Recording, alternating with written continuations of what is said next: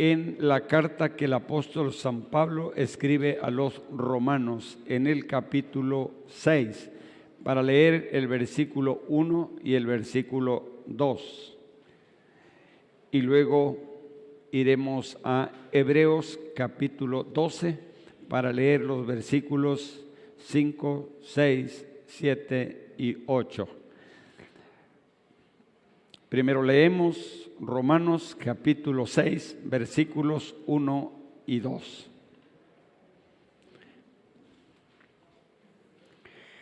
¿Lo tenemos? Leámoslo entonces. Dice así la palabra del Señor. ¿Qué pues diremos? ¿Perseveraremos en el pecado para que la gracia abunde? En ninguna manera, porque los que hemos muerto al pecado, ¿cómo viviremos aún en él? Vayamos ahora a Hebreos capítulo 12, versículos 5, 6, 7 y 8. Hebreos. Y habéis ya olvidado la exhortación que como a hijos se os dirige diciendo: Hijo mío, no menosprecies la disciplina del Señor, ni desmayes cuando eres reprendido por Él. Porque el Señor al que ama disciplina y azota a todo aquel que recibe por hijo. Si soportáis la disciplina, Dios os trata como a hijos. Porque ¿qué hijo es aquel a quien el Padre no disciplina? Pero si os deja sin disciplina, de la cual todos han sido participantes, entonces sois bastardos y no hijos. ¿Oramos? Señor, te damos gracias en esta hora por permitirnos, Señor, la bendición de poder estar en este lugar. Gracias por la vida de cada uno de mis hermanos que hoy, Señor, se han dado cita en este lugar para alabarte, para bendecirte y glorificarte, pero también, Señor, para aprender, para recordar, para atesorar lo que tu palabra nos enseña. Permítenos, Señor, tu ayuda, la dirección de tu Espíritu Santo, para que todo lo que en este momento, Señor, se haya de exponer, pueda, Señor, edificar la vida de tu pueblo y ayudarnos, Señor, a ser cada día mejores cristianos. Guárdanos en tus manos, quita todo estorbo, Señor, cualquiera que sea, y permítenos, Padre, que con esa libertad que tu Espíritu nos da, podamos alabarte, Señor, aún en situaciones difíciles, pero siempre glorificando y exaltando tu nombre. Todo esto, Señor, lo pedimos dándote gracias en el nombre de Jesús, nuestro Señor y Salvador. Amén y amén. Ocupe su lugar en el nombre del Señor. Aleluya. Gloria a Dios.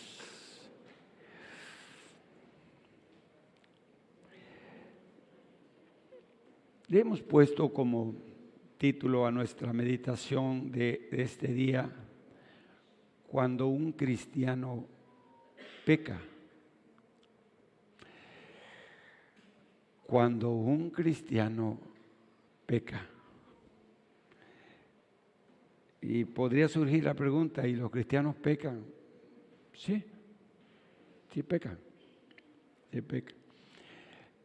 ¿Y cuándo es que van a dejar de pecar? Bueno, cuando ya no estén aquí, cuando estemos allá en el cielo con el Señor, ya libre de esta triste naturaleza contaminada.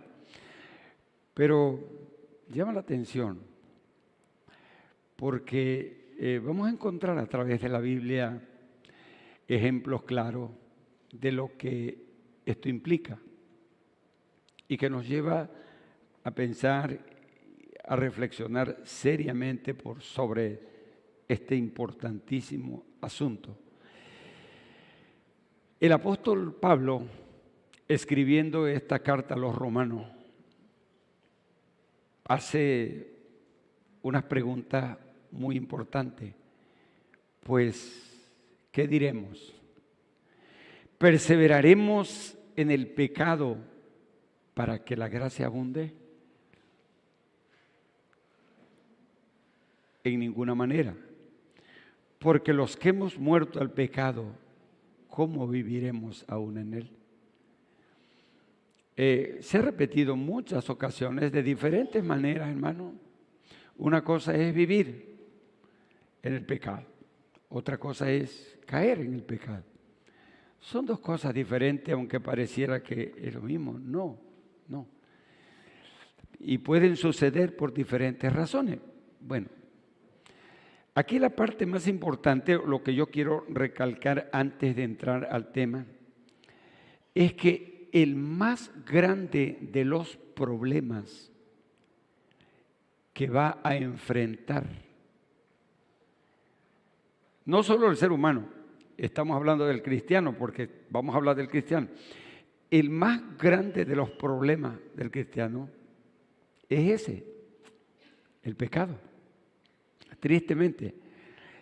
Y ese pecado, cuando lo generalizamos hacia toda la humanidad, fue lo que hizo necesaria la cruz de nuestro Señor y Salvador Jesucristo.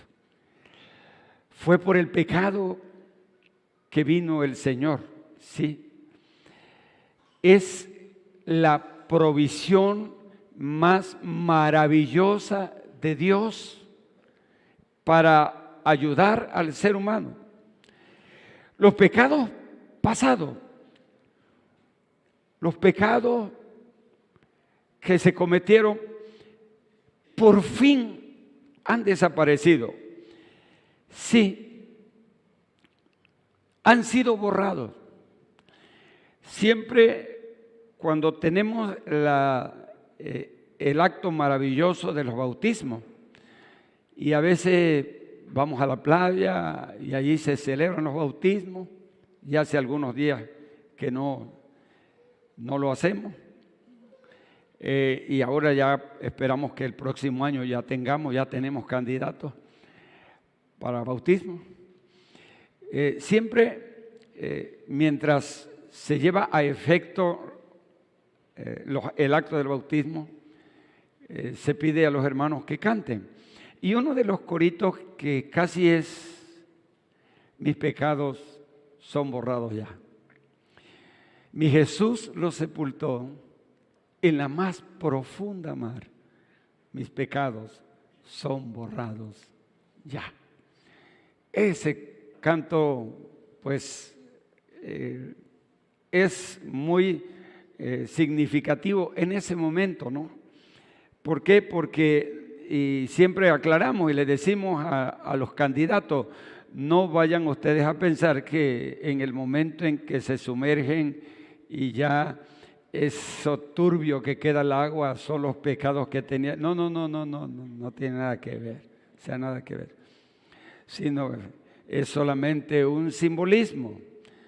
Muerte al pecado, resurrección para Cristo, etcétera, ¿no? Todo eso que se les enseña en la doctrina. Pero, o sea, si lo tarda sumergido ahí en el agua, lo más probable es que se pueda ahogar. Entonces, no tiene nada que ver. Y el canto tiene algo, por ahí va, ¿no? Mis pecados son borrados ya, mi Jesús los sepultó, los pecados, en lo más profundo mar. Porque se considera que el mar tiene unas profundidades inmensas. Inmensas las profundidades. Y lo que se trata de ejemplificar o de decir en el canto es que el Señor los olvida, los borra y ahí se acaba. Cuando tú recibes a Cristo como Salvador personal, le entregas tu corazón al Señor, sinceramente al Señor, el Señor perdona tus pecados y borra todos tus pecados. No sé cuántos años tenías tú viviendo en el pecado. Yo no sé cuántos días pasaste viviendo en el pecado. Cuántas hojas de la libreta que podrías haber llenado, hojas enteras de pecado. y todas ellas han quedado limpias por la sangre preciosa de nuestro Señor Jesucristo. Y ninguno de esos pecados el Señor los va a recordar, ni te va a estar chantajeando y diciéndote, sí, pero acuérdate. No, el Señor no vuelve a acordarse de esos pecados. Fueron borrados, ya no hay pecado. O sea, empiezas una vida nueva. Por eso es que Segunda de Corintios 5:17, de modo que si alguno está en Cristo, nueva criatura es. Las cosas viejas ya pasaron. Y aquí todas son hechas nuevas. Y eso es hermoso. Tuvimos muchas equivocaciones, erramos muchas veces, hicimos muchas cosas malas. Si se nos diera la oportunidad, y no sé si te has puesto a pensar en alguna ocasión, si se te diera la oportunidad de volver a empezar a vivir esta vida, ¿qué cosas corregirías tú de tu vida? Y sabes, podríamos decir, corregiría muchas cosas. Dejaría esto, dejaría lo otro. O repetirías la misma historia. Y a veces decimos, qué tristeza, ¿no? Pero a veces hay personas, lo digo con todo respeto, que por algún delito fueron a dar a la cárcel y anhelan ser libres de la cárcel. Y de pronto, por alguna razón, logran su libertad. Y entonces dice, bueno, ya son libres de la cárcel. Entonces eso quiere decir que escarmentaron, ya nunca más van a cometer una falta, un delito. Pero no es así. Se vuelve a repetir, como si de pronto se olvidara todo y se vuelve a repetir la misma historia. Es triste, pero el ser humano es así. Quiero decirte en esta hora que la seguridad del creyente se basa en lo que el Señor nos enseña en su palabra. Y te quiero citar la Biblia para que te quede bien claro. Yo sé que lo entiendes, pero para que te quede bien claro. Primero, te quiero citar lo que dice Romanos 8, 38 y 39. Aquí estamos, nada más le das vuelta a la hoja y ahí está. Romanos 8, mira lo que dice el versículo 38 y el versículo 39. Por lo cual estoy seguro, dice Pablo, de que ni la muerte, ni la vida, ni ángeles, ni principados, ni potestades, ni lo presente, ni lo porvenir, ni lo alto, ni lo profundo, ni ninguna otra cosa creada nos podrán separar del amor de Dios que es en Cristo Jesús, Señor nuestro. Pablo dice, nada me va a separar del amor de Dios que está manifestado en nuestro Señor Jesucristo. ¡Qué maravilloso! Claro. Efesios capítulo 4, versículo 30, solamente voy a citar los pasajes. Dice, por lo menos, Efesios capítulo 4, versículo 30. Y no contristéis al Espíritu Santo de Dios, con el cual fuisteis sellados para el día de la redención. La garantía que el Señor te da, el sello del Espíritu Santo, que te acredita a ti como propiedad de aquel que vino y murió en la cruz por cada uno de nosotros. Sellarnos, darnos esa autenticidad de verdaderos hijos de Dios. Mira, Hebreos capítulo 7, versículo 25. Solamente te cito estos textos. Hebreos capítulo 7, versículo 25. Por lo cual puede también salvar perpetuamente a los que por Él se acercan a Dios, viviendo siempre para interceder por ellos. Y te repito el texto. Puede también salvar perpetuamente, para siempre, salvar para siempre. Así lo dice la palabra del Señor. Dice, a los que por Él se acercan a Dios, viviendo siempre para interceder por ellos.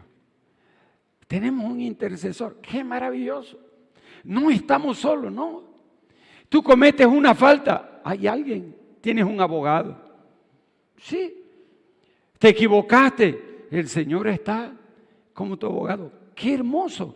En este momento es nuestro abogado. Pero fíjate bien, San Juan capítulo 10, los versículos 28 y 29 de San Juan. Texto también muy conocido. San Juan capítulo 10, versículo 28 y versículo 29. Y yo les doy vida eterna y no perecerán jamás, ni nadie las arrebatará de mi mano. Mi Padre que me las dio es mayor que todos y nadie las puede arrebatar de la mano de mi Padre. ¿Sabe lo que está diciendo el Señor? Tú estás seguro, estamos seguros, somos sus ovejas, estamos en sus manos. Y estar en las manos del Señor nos da seguridad y nos da confianza. Nadie podrá arrebatarnos de las manos de nuestro Dios. Gloria al Señor. Qué bueno. Primera de Juan, capítulo 5, versículo 13. Ahora voy a Primera de Juan. En el capítulo 5 y leemos el versículo 13. Estas cosas os he escrito a vosotros, que creéis en el nombre del Hijo de Dios, para que sepáis que tenéis vida eterna y para que creáis en el nombre del Hijo de Dios. Entiéndelo bien, mi hermano. Para eso, esta es la razón del escrito de Juan. Sí, para que creáis en el nombre del Hijo de Dios y para que sepáis que tenéis vida eterna. Ahora bien, qué bueno. Si en alguna ocasión has dudado de la fidelidad del Señor o has dudado de sí o no, yo creo que estos pasajes son elocuentes para ayudarte a sentirte seguro, a saber que estar en las manos del Señor es lo mejor que nos puede suceder. El haber tomado la decisión por Cristo es la mejor decisión que pudimos haber tomado. Nuestra vida estaba destruida, pero en su misericordia Dios nos hizo, ¿sí? Se acercó a nosotros, nos llamó a nosotros y nos lavó con su sangre preciosa y nos tomó como sus hijos. Y hoy tenemos un gran privilegio. Somos hijos de Dios, estamos en sus manos y en sus manos estaremos siempre seguros. Pero por lo menos hay dos grandes errores. Y es lo que Pablo escribe en la carta a los Gálatas, que hacía mención hace unos días nuestro hermano. Sí, que no usemos la libertad como ocasión para la carne. Somos libres, libres para servirlos, libres para amarlos, libres para... Sí, pero cuidado. No creas que por ser libre ya puedes hacer lo que queramos. No. Tenemos que aprender a hacer en todo su voluntad, a obedecer su palabra. Y aquí es donde entramos en un problema bastante. Fíjense que en el capítulo 6, no vamos a leer, el capítulo 6 del libro de Isaías se presenta cuando el rey Usías murió, etcétera, y empieza a describir y hablar al pueblo de Israel. Es cuando le hace el llamado y a quién iré y quién irá por nosotros. Y Isaías dice, Señor, heme aquí, envíame a mí. Todo. Y entonces ves en el pasaje como que hasta cierto punto hay una tolerancia de parte de Dios. Sí hay una tolerancia de parte de Dios allí, pero también se manifiesta su santidad. Lo primero que ve el profeta es la santidad de Dios. Y él queda asombrado de la santidad de Dios. Es grande y maravillosa la santidad. Y si hay una exigencia de parte de Dios, que la tenemos descrita claramente en la palabra, es: sed santo, porque yo soy santo. Y siempre hemos hecho el comparativo, ustedes lo saben de memoria, ¿sí? La naturaleza, nuestra naturaleza. Y hemos hablado de la ovejita y del puerquito, ¿verdad? Que el cerdito por naturaleza le gusta el lodo, ensuciarse. A la ovejita, a diferencia de él, ama la limpieza. Si le cae una gota de suciedad en su pelaje, llora porque desea que la limpie. El puerquito, aunque lo laves, lo bañes y lo perfumes y lo talquees y lo sientes en el sillón, te das la vuelta y al ratito lo encuentras en la pose de lodo. O sea, ¿por qué? Porque esa es su naturaleza. ¿Qué se necesita para que el cerdito deje de estarse bañando entre lodo? Que su naturaleza sea cambiada. De cerdo a oveja, válgase con todo respeto. Pero pues, hermano, el ejemplo, ¿sí? Hermano, qué hermoso es cuando nosotros realmente Dios ha cambiado, nos ha transformado. Y ahora estamos, la oveja en algún momento se ensucia, sí, pero llora cuando se ensucia. Se siente mal. No está bañada, no simplemente una gota de algo, de suciedad, alguna cosa, se siente mal y llora. Quiere que le limpien inmediatamente. Bueno, esa es la actitud que debe de tener el cristiano. En el mundo vamos a tener problemas, sí. Pero cada ocasión que una mancha puede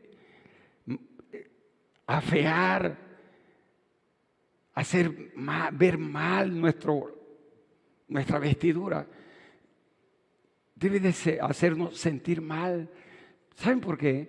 Porque el Espíritu Santo que está en nosotros va a redarguirnos y nos va a ayudar para que nosotros reconsideremos el rumbo, cambiemos la actitud y nuestro pelaje vuelva a ser el de una oveja preciosa y bella que glorifica el nombre del Señor.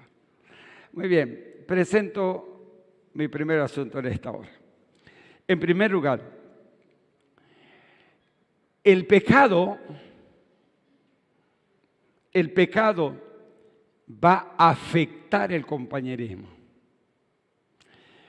La primera cosa que quiero presentar, el pecado va a afectar ese compañerismo. Cuando hablamos de compañerismo estamos hablando de comunión. Y les voy a llevar a 1 de Juan capítulo 1 versículos 7 al versículo 9.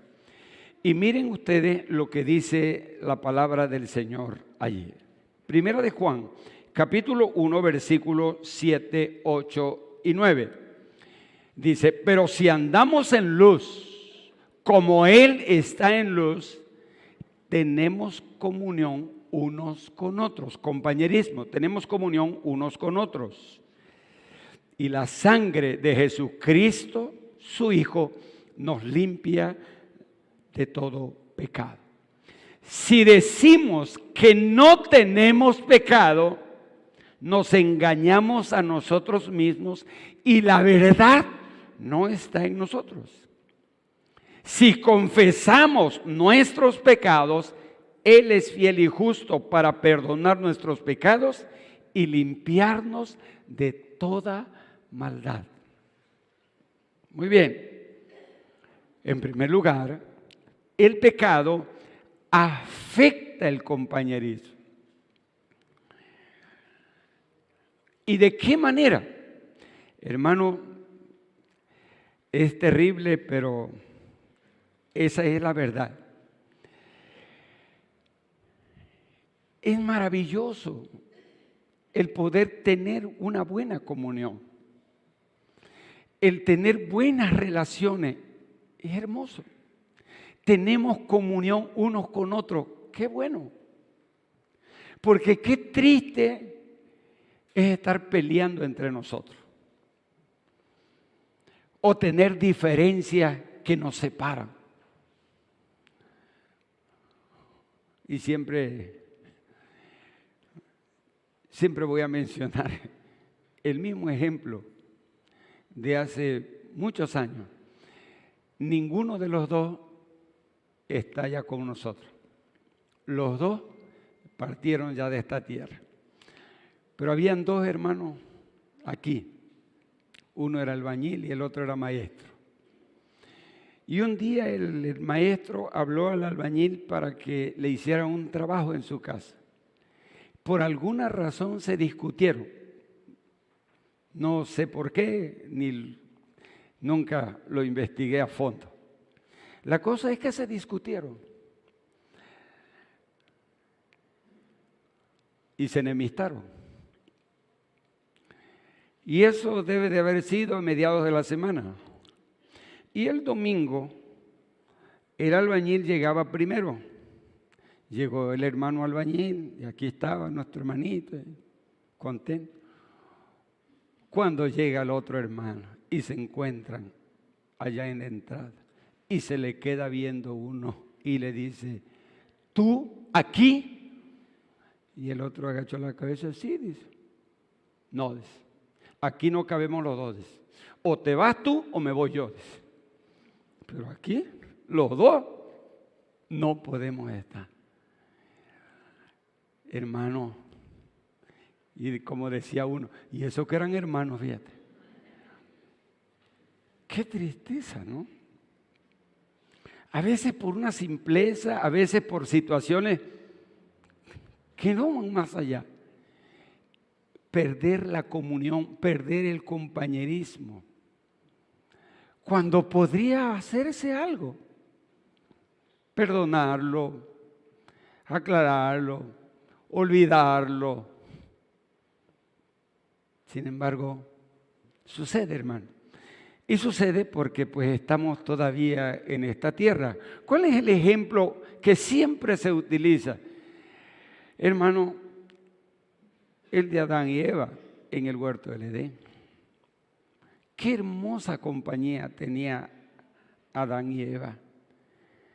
Llegaba el Señor y platicaban, hablaban.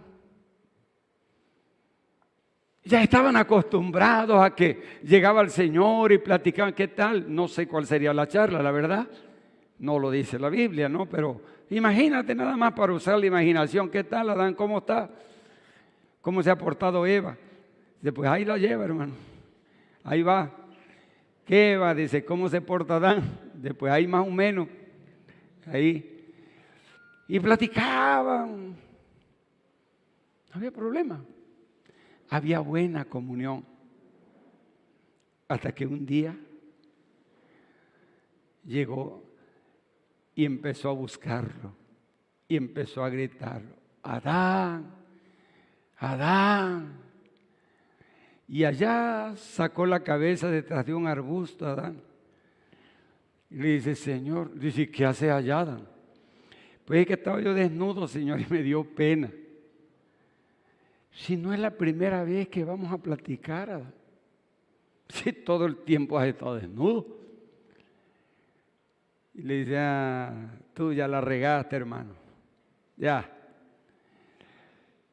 Y fue el pecado el que rompió su comunión con Dios. Fue el pecado el que hizo que Adán se escondiera de Dios. ¡Qué tristeza! Cuando tenía la bendición del Señor de hablar y platicar con Él siempre. Sin embargo, el pecado hizo que eso sucediera. Y fue cuando se llevó a efecto el primer sacrificio para cubrir la desnudez del hombre. Porque él se hizo, dice la Biblia, se tapó con unas hojas de higuera. que no vino un viento de esos fuertes, sino lo deja desnudo. Pero el Señor tuvo que sacrificar un animal y ponerle pieles para que le hiciera un vestido mejor. Me refiero a la comunión. ¡Qué tristeza! Hermanos, y qué tristeza es cuando se pierde ese compañerismo, se pierde esa comunión. Miren, le voy a llevar a Romanos capítulo 13 para leer el versículo 13. Mire lo que dice Romanos 13:13.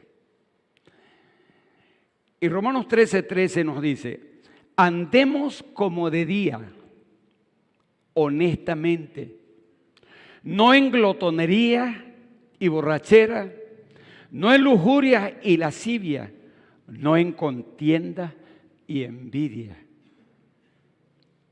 Debemos de andar como de día, honestamente, de la manera más correcta delante del Señor. Pero mire lo que dice Efesios capítulo 5. Ahora me voy a Efesios. En el capítulo 5 de la carta que el apóstol Pablo escribe a los Efesios. Y les leo del versículo 1 al versículo 8. Dice el apóstol Pablo así: sed pues imitadores de Dios como hijos amados, y andad en amor como también Cristo nos amó, y se entregó a sí mismo por nosotros, ofrenda y sacrificio a Dios en olor fragante. Pero fornicación y toda inmundicia o avaricia, ni aun se nombre entre vosotros como conviene a santos. Ni palabras deshonestas, ni necedades, ni truhanerías que no convienen, sino antes bien acción de gracias. Porque sabéis esto, que ningún fornicario o inmundo o avaro que es idólatra tiene herencia en el reino de Cristo y de Dios. Nadie os engañe con palabras vanas, porque por estas cosas viene la ira de Dios sobre los hijos de desobediencia. No seáis pues partícipes con ellos, porque en otro tiempo erais tinieblas, mas ahora soy luz en el Señor. Andad como hijos de luz. En otras palabras, el Señor está diciendo, ¿sabe qué? Todas estas son las características que te describían tu vida anterior. Pero ahora tu vida tiene que ser diferente. Tiene que ser distinta. Por algo a veces, hermanos, que pareciera que nosotros no les damos mucha importancia, estamos rompiendo nuestra comunión con Dios. Y eso es muy grave. Y es bastante triste y lamentable. Mira lo que dice Isaías 59, versículo 1 y versículo 2. Isaías capítulo 59. Dice la palabra del Señor así: he aquí que no se ha cortado la mano de Jehová para salvar, ni se ha agravado su oído para oír. Pero vuestras iniquidades han hecho división entre vosotros y vuestro Dios, y vuestros pecados han hecho ocultar de vosotros su rostro para no oír. ¿Qué es lo que impide? ¿Qué es lo que hace que ese abismo se vuelva así de amplio? El pecado. El pecado es lo que rompe la comunión con Dios. Qué hermoso es poder tener esa confianza de llegar hasta la presencia del Señor y poder presentarle todas nuestras necesidades, y queremos que Dios nos responda. Y yo he escuchado a muchas personas con buenos deseos, orando. La pregunta, ¿Dios escuchará esa oración? ¿Realmente su oído estará atento a esa oración? Si su vida es una vida errada, es una vida contaminada con el pecado, es una vida equivocada, es una vida de continuas transgresiones a su palabra. ¿Qué es entonces lo primero que debiéramos hacer? Reconocer el pecado, pedirle perdón por él y dejar libre para que podamos tener acceso. Mis amados, el pecado rompe la comunión con Dios. Permítame citarle el Salmo 66 en el versículo 18. Dice el salmista en el Salmo 66, versículo 18.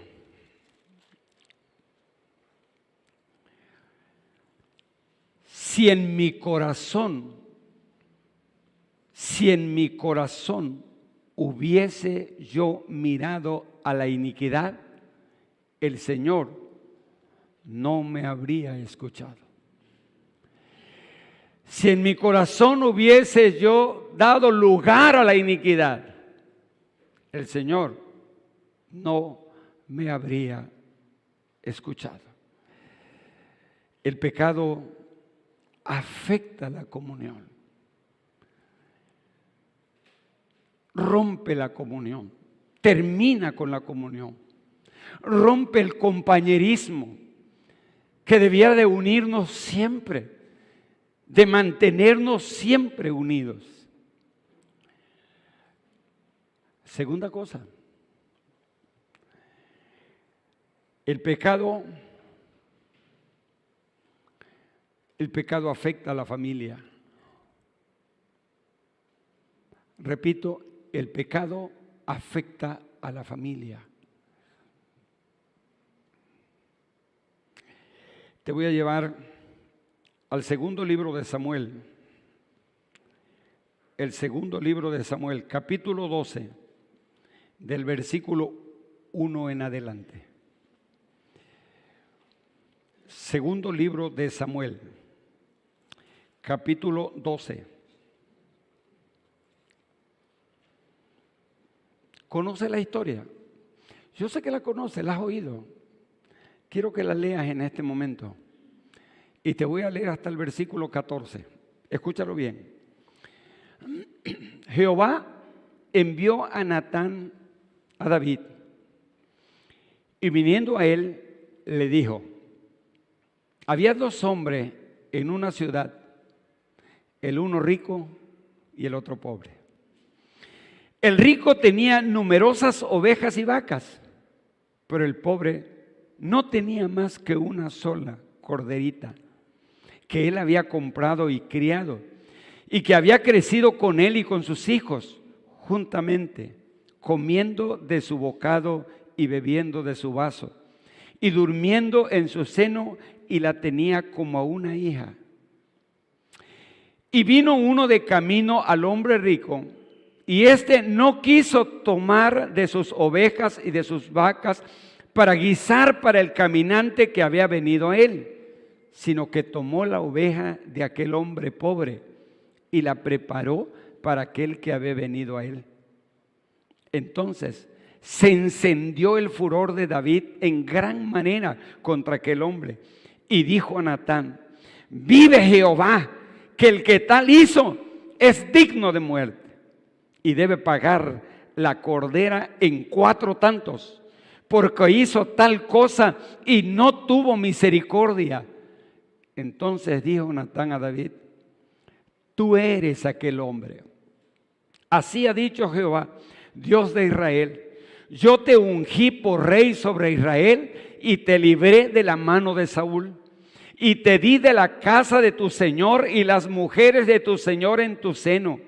Además te di la casa de Israel y de Judá, y si esto fuera poco, te habría añadido mucho más. ¿Por qué pues tuviste en poco la palabra de Jehová, haciendo lo malo delante de sus ojos? A Urías Eteo heriste a espada, y tomaste por mujer a su mujer, y a él lo mataste con las espadas de los hijos de Amón. Por lo cual ahora no se apartará jamás de tu casa la espada, por cuanto me menospreciaste y tomaste la mujer de Urías Eteo para que fuese tu mujer. Así ha dicho Jehová: he aquí yo haré levantar el mal sobre ti de tu misma casa, y tomaré tus mujeres delante de tus ojos y las daré a tu prójimo, el cual yacerá con tus mujeres a la vista del sol. Porque tú lo hiciste en secreto, mas yo haré esto delante de todo Israel y a pleno sol. Entonces dijo David a Natán: pequé contra Jehová. Y Natán dijo a David: también Jehová ha remitido tu pecado, no morirás. Mas por cuanto con este asunto hiciste blasfemar a los enemigos de Jehová, el hijo que te ha nacido ciertamente morirá. El pecado afecta a la familia.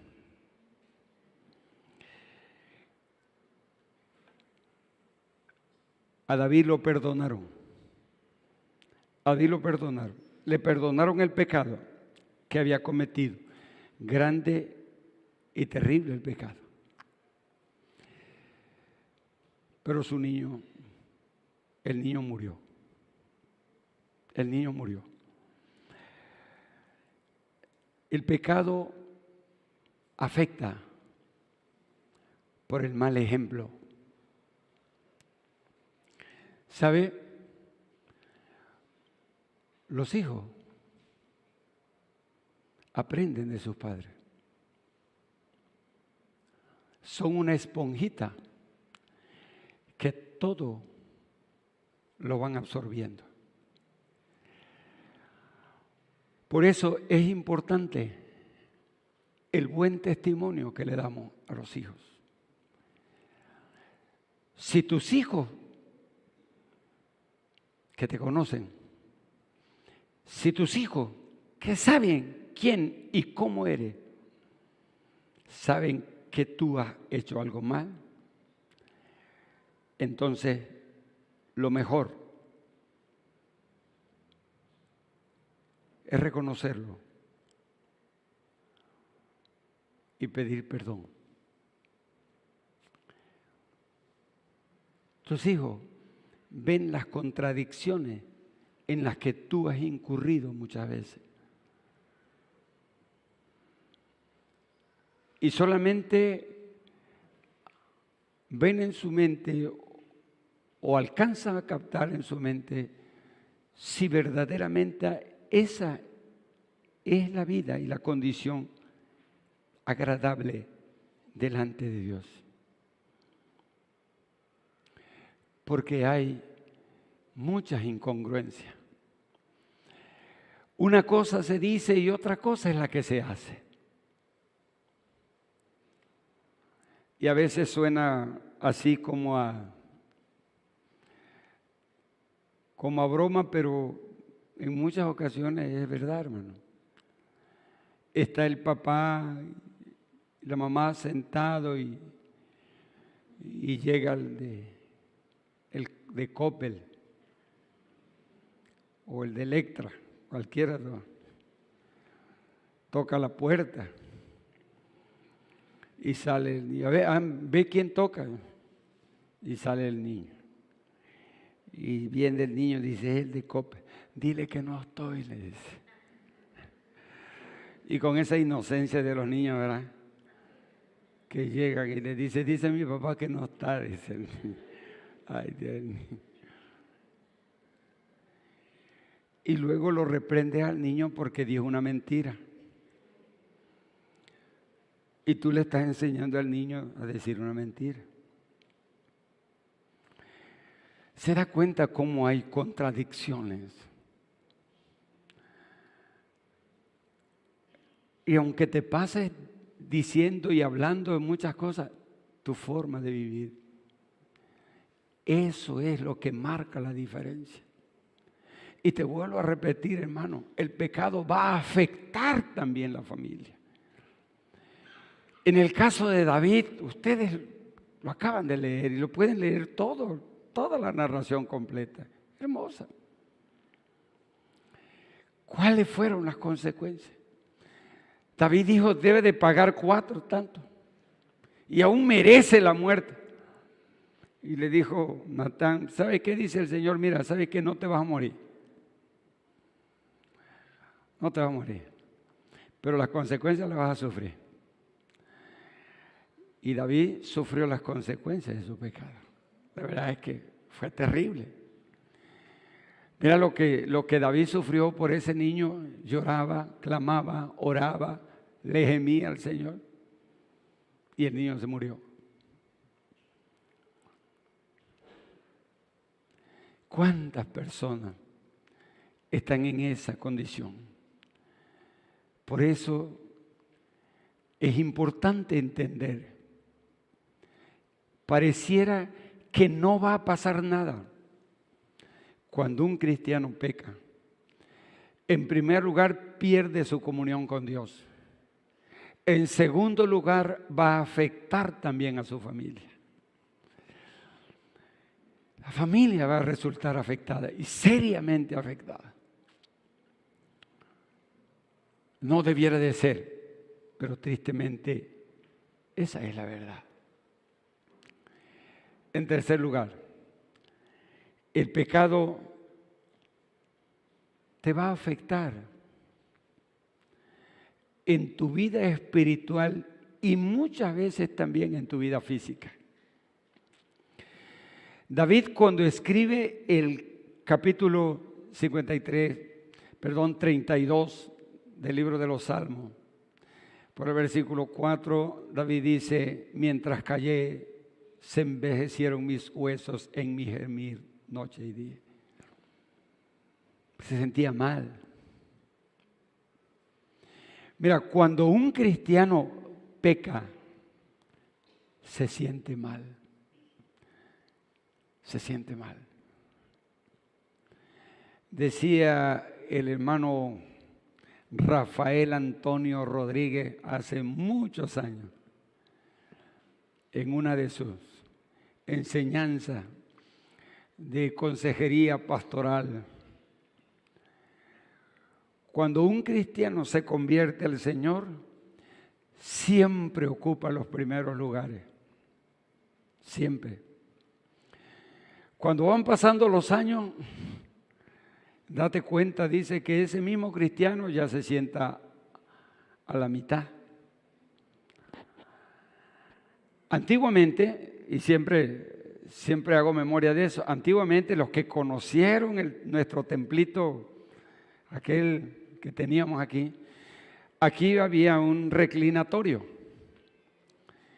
Y acostumbrábamos todos a llegar y desde llegar al reclinatorio a orar.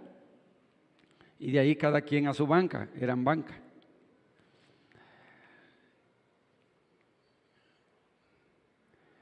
Cuando se construyó, acá ya no se puso el reclinatorio. Y todavía sí, muchos venían al altar a orar. Ahora son pocos los que se acercan al altar a orar. Y eso no estoy diciendo que eso sea pecado. No. Una buena costumbre. Hay quienes en su mismo lugar vienen y ahí oran y todo. Muy bien, correcto. No hay ningún problema. Pero venía el hermano y llegaba hasta el altar, ahí se arrodillaba, oraba, le daba gracias a Dios y todo, regresaba a su silla, la primera silla.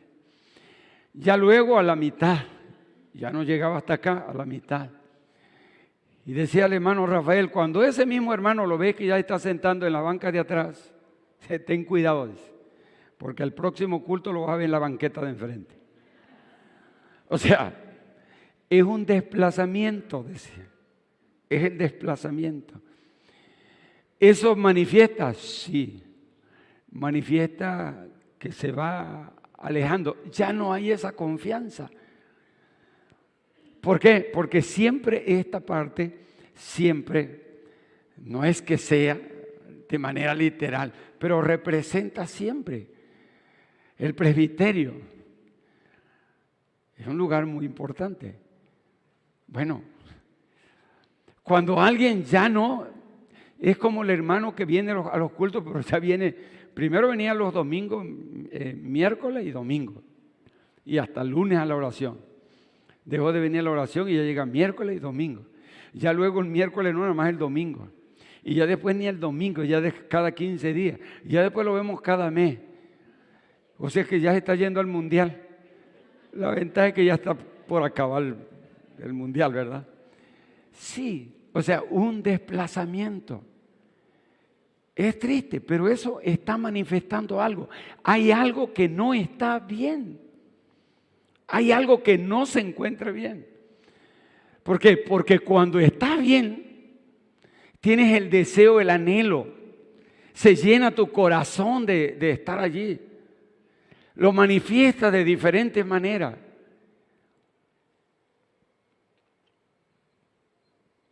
El pecado va a afectar la vida espiritual y también va a afectar de alguna manera la vida física. Dice 1 Corintios, voy a citar la Biblia, 1 Corintios capítulo 11, versículo 30. 1 Corintios capítulo 11, versículo 30. Esta porción siempre la usamos en Santa Cena. Y el versículo 30 dice, por lo cual hay muchos enfermos y debilitados entre vosotros, y muchos duermen. ¿Cuál es la razón? Participar de manera indebida. Participar simplemente por un cumplido, por quedar bien, para que no le vayan a decir algo, para que no lo vayan a llamar a cuenta.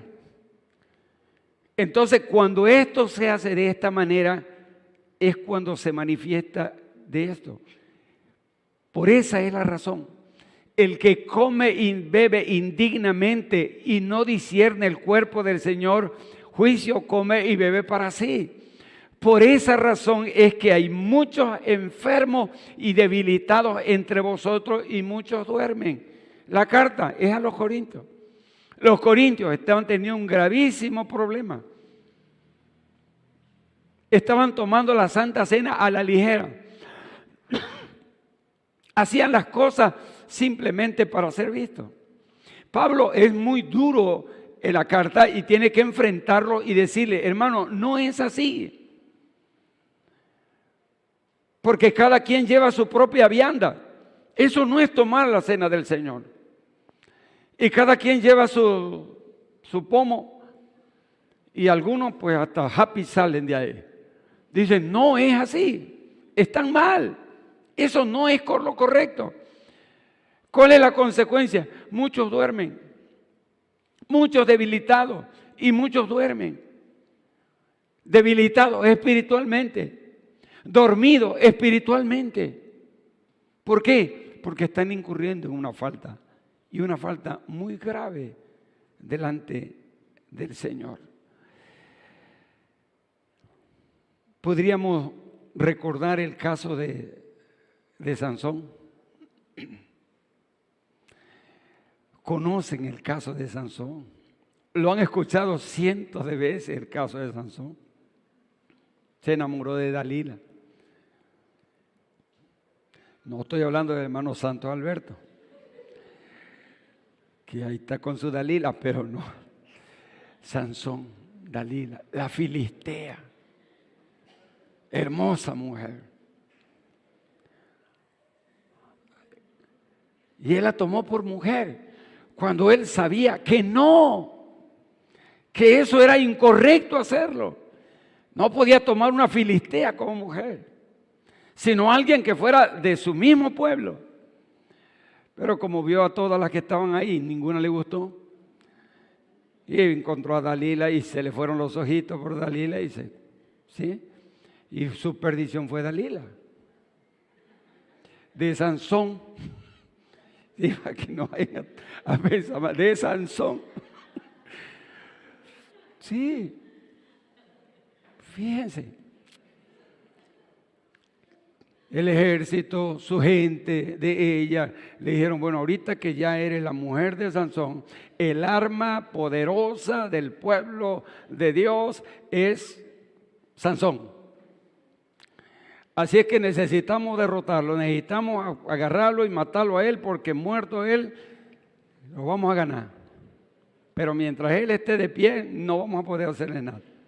Así que ahorita que ya lograste convencerlo, ya estás con él, ya ahora trabájalo. Y empezó a trabajarlo. Y ella le pidió que por favor le revelara el secreto de su fuerza. Y ustedes lo saben. Y él le dijo, no, pues si me amarran fuertemente, no. Y sí, lo amarró Dalila. Y cuando ya estaba amarradito, le pegó el grito. Los filisteos a la puerta. Y agarró a Sansón, ¡pah! Reventó los oídos. ¿Dónde están? Ajá. En 3 ocasiones.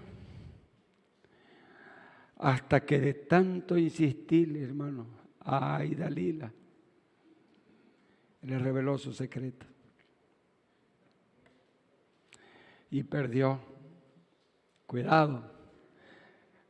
Hay Sansones aquí, Sansones, que espero que no tengan su Dalila,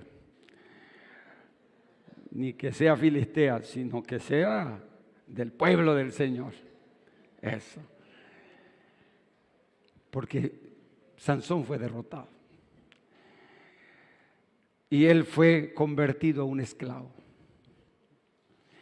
Y él al final lo único que le pidió a Dios fue que lo pusieron a moler en el molino como un burro, como un animal. Tremendo. Le sacaron los ojos.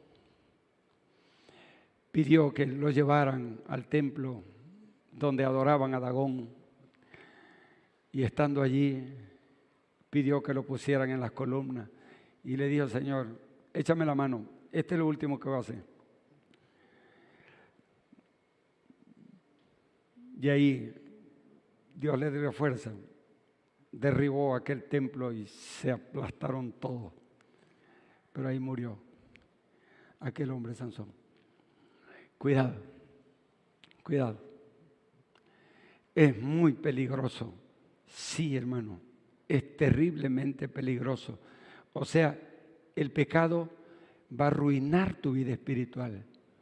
Eres libre, hermano. Pero si permites que el pecado te vuelva a esclavizar, estás destruido. Tienes que aprender a salir de ahí. Sí. Sansón, hombre que fue reducido a esclavitud. Muchas veces la persona que comete una falta, su mente, hermanos, es absorbida. Emocionalmente está mal. Algo está sucediendo. Su vida no es la misma. No tiene esa libertad, esa alegría. Ese fuego que antes había en él se ha terminado. Algo está pasando. En cuarto lugar, el pecado le afectará para siempre. Y eso es muy peligroso. Primera de Juan. Les voy a llevar a Primera de Juan en el capítulo 2, el versículo 28. Dice así la palabra del Señor: y ahora, hijitos, permaneced en Él, para que cuando se manifieste tengamos confianza para que en su venida no nos alejemos de Él avergonzados. En la venida de Cristo no tienes por qué avergonzarte, sino comparecer ante ese tribunal maravilloso y estar de pie delante del Señor. El pecado te puede llevar a apartarte completamente del Señor y a extraviarte por camino terrible. Dios es bueno, Dios es maravilloso y habrá de invitarte siempre a volver. ¿Qué debe hacer el cristiano? Pues una de las cosas que tiene que hacer es aprender a juzgarse a sí mismo. Regreso a 1 Corintios capítulo 11 y mire cómo lo dice allí en el versículo 31. Es el versículo que sigue. Si pues nos examinásemos a nosotros mismos, no seríamos juzgados. Mas siendo juzgados, somos castigados por el Señor para que no seamos condenados con el mundo. ¿Te acuerdas lo que dice Hebreos capítulo 12, los versículos del 5 al 8? ¿Quién que tiene un hijo no lo disciplina? Jehová al que ama disciplina. Porque si se os deja sin disciplina, entonces sois bastardos y no hijos. Señor, ¿se acuerdan de David? Cuando tomó los panes de la proposición. Venía de la guerra y él traía hambre y entró al santuario y los tomó y comió. Y le dijo el Señor a través del profeta: lo que hiciste no estuvo bien, porque tú no eres sacerdote. Así es que Jehová te manda a decir: ¿quieres que yo te castigue o quieres que te entregue en las manos de tus enemigos? Y entonces David dijo: Señor, castígame tú, Señor, porque yo sé que tú tienes misericordia. No me entreguen en la mano de esos impíos, porque esos impíos no me van a dejar nada. Si hay algo que debas corregir en mí, corrígelo tú, Señor, porque yo sé que tú tienes misericordia. Y Dios tuvo misericordia de él, porque Dios es bueno, hermano, y Dios es maravilloso. Así que cuando el Señor nos corrige, tenemos que aprender a glorificar su nombre. Porque lo hace por nuestro bien, para que seamos mejores. Sí, debemos de aprender en primer lugar a confesar nuestros pecados. Primera de Juan 1:9. Si confesamos nuestros pecados, Él es fiel y justo para perdonar nuestros pecados. Confesarlo es reconocer el pecado. No darte baños de pureza, ni tratar de poner excusas, porque desde que existen las excusas nadie queda mal. No, hermano, reconócelo, acéptalo. Señor, cometí la falta, pequé contra ti, Señor. Así es que estoy en tus manos, Señor. Te pido que me perdones. Y el Señor va a perdonar tu pecado si con sinceridad se lo pide. ¿Sabe? Proverbios 28:13 es un texto muy bonito y muchísimas veces utilizado. ¿Sí? Si confesamos nuestros pecados, hermano, dice allí Primera de Juan, pero mire lo que dice Proverbios 28:13 en un texto muy citado: el que encubre sus pecados no prosperará, pero el que los confiesa y se aparta alcanza misericordia. Mi hermano, qué hermoso, qué hermoso Nunca lo encubras, confiésalo y apártate del pecado. Y la misericordia del Señor será sobre ti. Y Dios te hará libre para que tú sigas glorificando y exaltando su nombre. Podrá caer, podrá mancharse su vestidura de diferente manera por alguna situación, en algún momento puede ocurrir. Pero quiero decirte, mira, no está exento, ninguno de nosotros está exento. Estamos en el camino, un camino difícil, un camino lleno de obstáculos, pero en el camino no estamos solos. El Señor ha prometido estar con nosotros y esa es una seguridad maravillosa. Su Espíritu Santo habrá de redarguirnos siempre. Escucha al Espíritu de Dios cuando te reprende, cuando te dice, eso no es lo correcto. Toma el camino correcto. El que oculta sus pecados no prospera, pero el que los confiesa y se aparta, alcanza misericordia. Cuando un cristiano peca, pierde su comunión con Dios. Su familia es afectada. Va a tener problemas de salud espiritual y va a tener problemas finales si no hace lo correcto delante de Dios.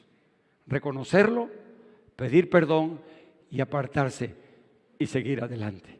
El camino tiene distancia y con la ayuda del Señor alcanzaremos la meta, pero solo con la ayuda del Señor. Nunca pierdas el objetivo.